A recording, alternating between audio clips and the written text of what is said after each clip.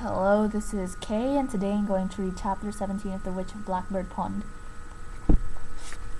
5 days after John Holbrook's departure, Judith fell ill. Her mother, inclined at first to attribute her complaints to moping, took a second look at her flushed cheeks and put her to bed. Within 2 more days, alarm had spread to every corner of Wethersfield. 16 children and young people were stricken with the mysterious fever, and none of the familiar remedies seemed to be of any benefit. For days, Judith tossed on the cot they had spread for her in front of the hearth, burning with fever, fretful with pain, and often too delirious to recognize the 3 women who hovered about her. A young surgeon was summoned from Hartford to bleed her, and a nauseous brew of ground roasted toads was forced between her cracked lips to no avail. The fever simply had to run its course. On the 4th day, Kit felt chilly and lightheaded, and by twilight she was thankful to sit down on the mat they dragged to the fireside near her cousin. Her bout with the malady was short, however. Her wiry young body, nourished by Barbados fruits and sunshine, had an elastic vitality. She was back on her feet, while Judith was still barely staying up to sip her gruel. Dressing rather shakily, Kit was compelled to ask Mercy's assistance with the buttons down her back, and was shocked when her older cousin suddenly bent double in a violent fit of coughing. Kit rolled round on her. "How long have you been coughing like that?" she demanded. "Let me feel her hand. Aunt Rachel, for heaven's sakes, get Mercy bed quick. Here, she's trying to wait on us." Tears of weakness and protest ran down Mercy's cheeks as Rachel stooped to take off her oldest daughter's shoes. Kit heated the warming pan to take the chill off Mercy's bed in the corner, and Mercy buried her face in the pillows as though it were shame past bearing that she could cause so much trouble. Mercy was seriously ill. Twice the young doctor rode out from Hartford to bleed her. The 3rd time he stood looking soberly down at her.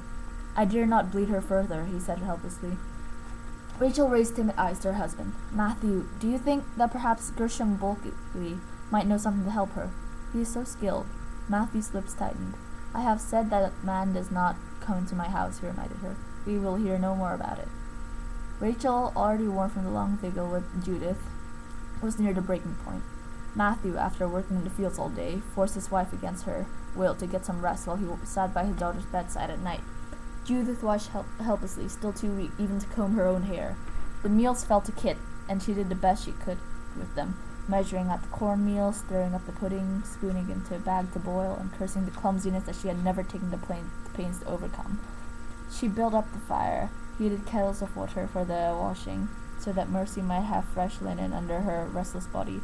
She fetched water, and strained a special gruel for Judith, and spread her uncle's wet clothes to dry before the fire. At night she dozed off, exhausted, and woke with a start that something was left undone. Mercy lay on some more remote borderland between sleeping and walking. Nothing could rouse her, and every breath was such a painful struggle that the slow rasp of it filled the whole house. Fear seeped in at the corners of the room. The family dared not speak above a whisper, though certainly Mercy was beyond hearing.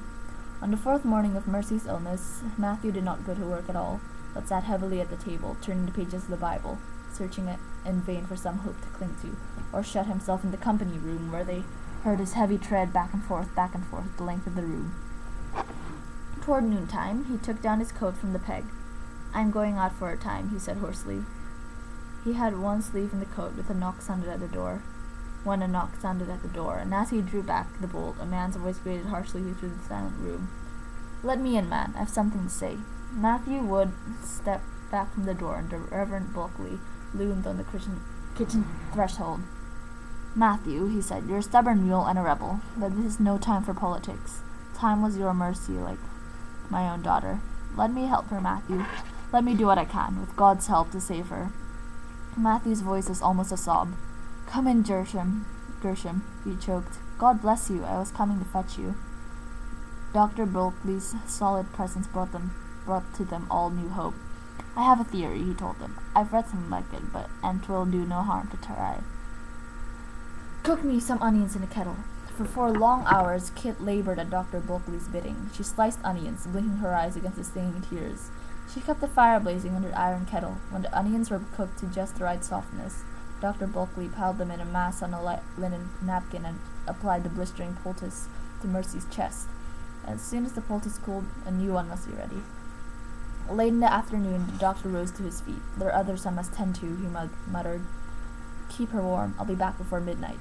Kit busied herself to prepare a meal which none of them could eat, With fingers so heavy from fatigue and fear she could scarcely force them to move, she cleared the table and put away the untouched food. She wondered if ever again she would escape from the sound of that dreadful breathing.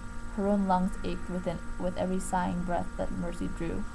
Then, without warning, a new fear came rushing in upon her. From without the house there was an approaching sound of stamping feet and murmuring voices, gathering volume in the roadway outside. There was a crashing knock on the outer door. The three women's eyes met in consternation. Matthew Wood reached the door in one stride and flung it open. "How dare you?" he demanded in a low-voiced anger. "Know you not there is illness here?" "Aye, we know right enough," the voice replied. "There's illness everywhere. We need your help to put a stop to it. What do you want?" "We want you to come along with us. We're going for the witch." "Get away from my house at once," ordered Matthew. "You'll listen to us first," shouted another voice, "if you know what's good for your daughter." "Keep your voices down, then, and be quick," warned Matthew. "I have no time to listen to foolishness." "Is it foolishness that there's scarce a house in this town but has a sick child in it? You do well to heed what we say, Matthew Wood. John Wetherell's boy died today. That makes 3 dead, and it's the witch's doing." "Who's doing? What are you driving at, man?" "The Quaker woman's, down by Blackbird Pond. She's been a curse of this town for years with her witchcraft." The voices sounded hysterical. "We should have run her out long ago. Time and again she's been seen consorting with the devil down in the meadow. Now she's put a curse on our children. God knows how many more will be dead before morning." "This is nonsense," scoffed Matthew impatiently. "There's no old woman, and no witchcraft either could bring on a plague like this." "What is it then?" shrilled a woman's voice. Matthew passed a hand over his forehead. "The will of God," he began helplessly. "The curse of God, you mean?" another voice screamed. "His judgment on us for harboring an infidel and a Quaker. You'd better come with us, Matthew. Your own daughter's like to die. You can't deny it." "I'll have naught to do with it," said Matthew firmly. "I'll hold with no witch hunt." "You'd better hold with it," the woman's voice shrilled suddenly. "You'd better look to the witch in her own household." "Ask that high and mighty niece of yours where she spends her time," another woman shouted from the darkness. "Ask her what she knows about your Mercy's sickness." The weariness dropped suddenly from Matthew Wood. With his shoulders thrown back, he seemed to tower in the doorway. "Be gone from my house!" he roared, his caution drowned in anger. "How dare you speak the name of a good, God-fearing girl? Any man who slanders one of my family has me to reckon with." There was a silence. "No harm meant," a man's voice said easily. "'Tis only women's talk." "If you won't come, there's plenty more in the town who will," said another. "What are we wasting our time for?" The voices receded on the pathway, rising again in the darkness beyond. Matthew bolted the door and turned back to the dumbfounded woman. "Did they wake her?" he asked dully. "No," sighed Rachel. "Even that could not disturb her, poor child." For a moment there was no sound but that tortured breathing. Kit had risen to her feet and stood clinging to the table's edge. Now the new fear that was stifling her broke from her lips in an anguished whisper. "What will they do to her?" Her aunt looked up in alarm, Matthew's black brows reaching at them darkly. "What concern is that of yours?" "I know her!" she cried. "She's just a poor, helpless old woman. Oh, please tell me, will they harm her?" "This is Connecticut," answered Matthew sternly. "They will abide by the law. They will bring her to trial, I suppose. If she can prove herself innocent, she is safe enough." "But what will they do with her tonight, before the trial?" "How do I know? Leave off your questions, girl. Is there not trouble enough in our own house tonight?" He lowered himself into a chair and sunk his head in his hands. Go and get some sleep, Kit," urged Rachel, dreading any more disturbance. "We may need you later on." Kit stared from one to the other, half frantic with helplessness. They're not going to do anything. Unable to stop herself, she burst into tears and ran from the room.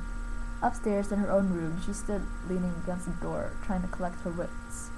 She would have to get to Hannah. No matter what happened, she could not stay here and leave Hannah to face that mob alone. If she could get there in time to warn her, that was as far as she could see just now. She snatched her cloak from the peg and, carrying her leather boots in her hand, crept down the stairs.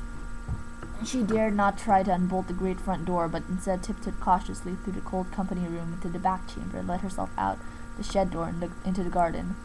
She could hear shouts in the distance, and slipping hurriedly into her boots, she fled along the roadway. In Meeting House Square, she leaned against a tree for an instant to get her bearing. The crowd was gathering, a good 20 men and boys, and a few women, carrying flaring pine torches. In the hoarse shouting and the heedless screaming of the women, there was a mounting violence, and a terror she had never known before closed over Kit's mind like fog. For a moment her knees sagged, and she caught at the tree for support. Then her mind cleared again, and skirting the square, darting from tree to tree like a savage, she made her way down Broad Street and out into South Road. She had never before seen the meadows by moonlight. They lay serene and still, wrapped in thin veils of drifting mist.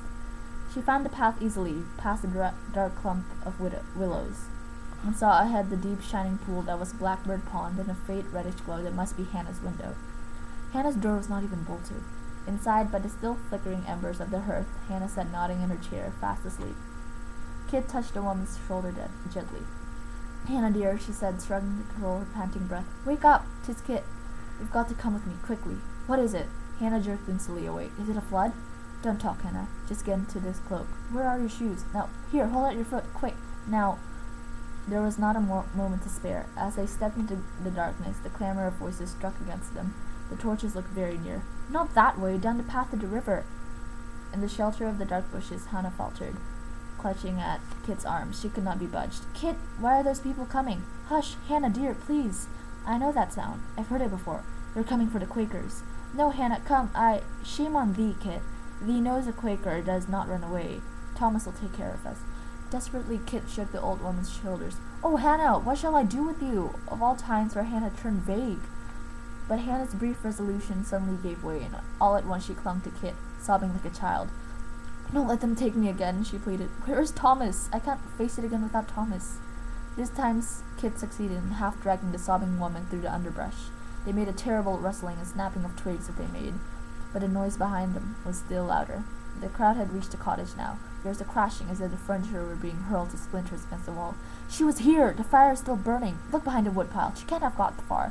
There's a cat!" screeched a woman in terror. "Look out!" There was a shot, then two more. It got away, disappeared to thin air. "There's no bullet could kill that cat." "Here's the goats. Get rid of them too. Hold on there, I'll take the goats. Witch or not, no, goats is worth 20 shillings apiece. Scotch the witch out. Fire the house. Give us a light to search by."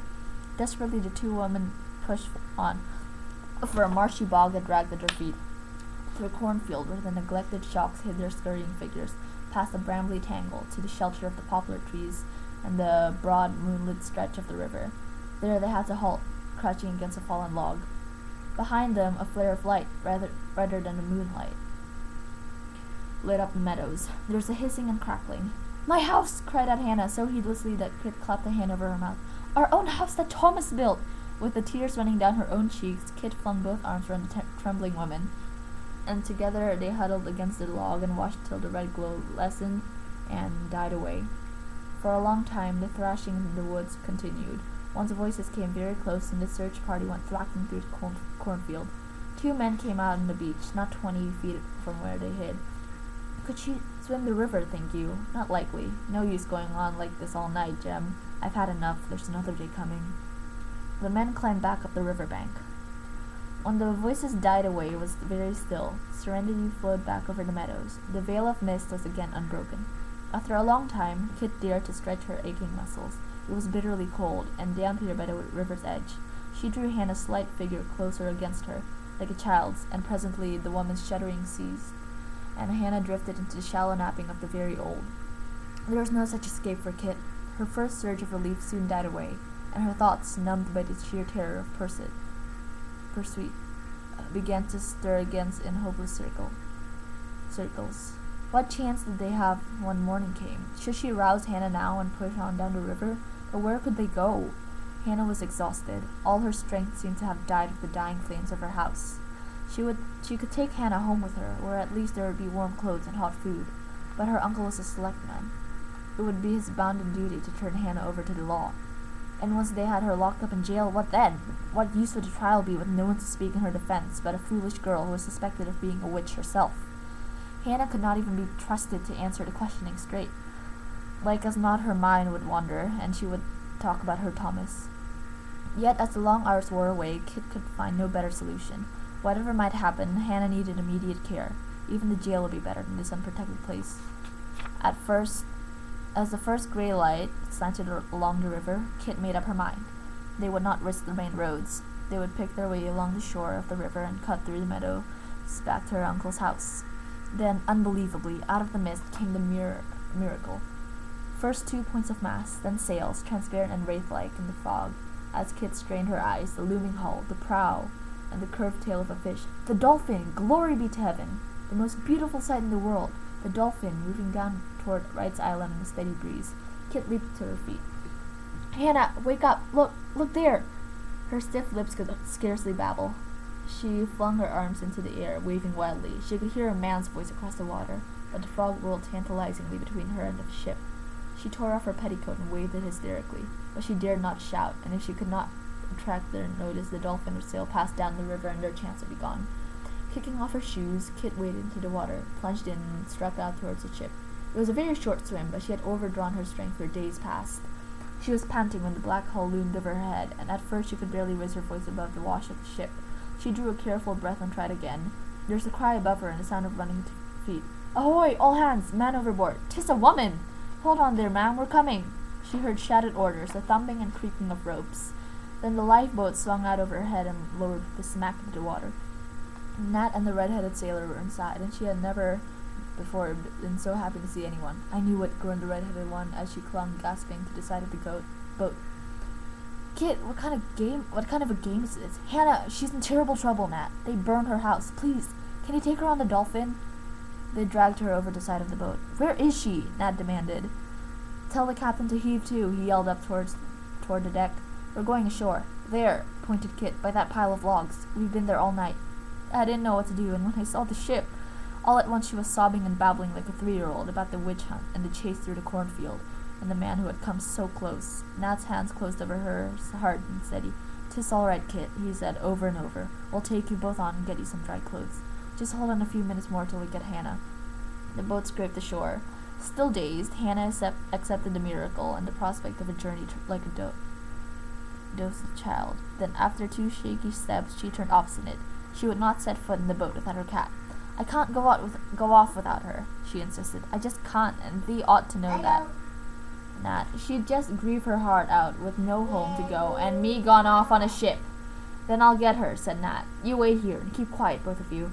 Kit was outraged. If she had been Nat, she would have picked Hannah up and carried her off in the boat with no more nonsense.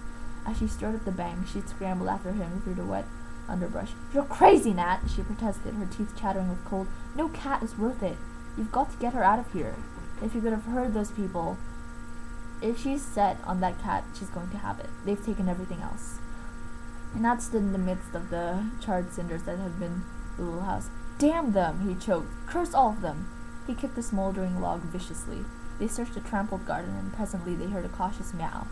The yellow cat inched warily from beneath a pumpkin vine. She did not take to the idea of capture. They had to stalk her, one on each side of the garden, and Nat finally dived full length under a bush, dragged the cat out, and wrapped it tightly in his own shirt. Back at the shore, Hannah received the writhing bundle with joy and climbed obediently into the rowboat. "Where are we going, Nat?" she asked trustfully. "I'm taking you to Saybrook for a visit with my grandmother. It'll be good company for her, Hannah. Come on, Kit. Father will go on without us." "I'm not going, Nat. All I want was to see Hannah safe." Nat straightened up.